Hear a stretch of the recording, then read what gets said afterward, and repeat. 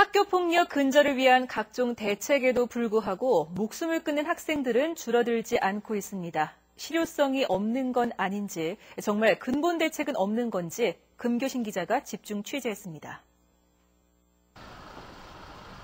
대구 수성구의 한 중학교는 지난주 학교에서 폭력 사건이 발생하자 즉각 학교폭력자치위원회를 소집해 가해 학생에 대해 등교 정지 처분과 상담을 결정했습니다. 빨리 하면은 조치를 해서 가해 학생도 심리적인 치료를 받아야 되고, 그리고 피해 학생도 어떤 형태로든지 간에 학교가 안심하고 너를 보호해준다라는 보호막을 학교가 해줘야 된다고 봅니다. 그러나 모든 학교가 학교폭력자치위원회라는 제도를 적극적으로 활용하고 실천하는 것은 아닙니다. 대구의 한 고등학교의 경우 학교폭력으로 법원으로부터 선도 조건부 기소유예를 받은 학생이 수십 명에 이르지만 단 한 차례도 위원회를 열지 않았습니다.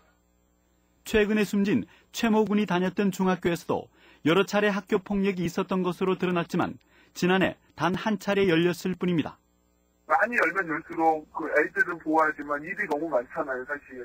그리고 느끼는 사람이 그게 무슨 피해라고 그 선생님 입장에서 느끼면 또 아닐 수도 있는 거잖아요. 친구라면 이제 또 일이 더 커질까봐 그냥 학생들 알아서 해결하게 그게 대부분이고. 학교 폭력 예방 대책으로 학생들을 상대로 한 교육도 강화됐지만 학생들이 반응은 냉담합니다. 거의 대부분 친구들끼리 잡담하거나 아니면 엎드려서 자거나 하나씩 하고 있어요. 거의 한 귀로 듣고 한 귀로 흘리는 편.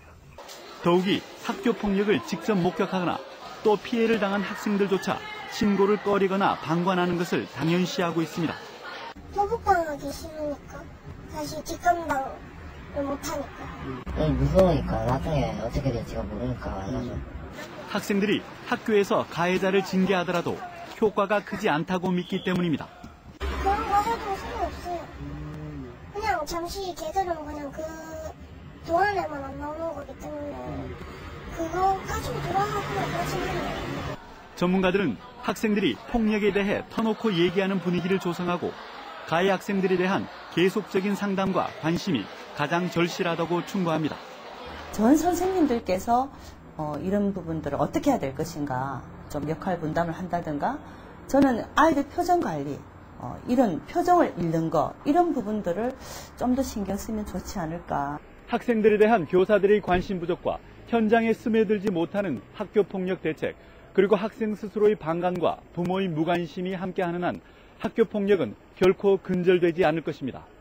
MBC 뉴스 금교신입니다.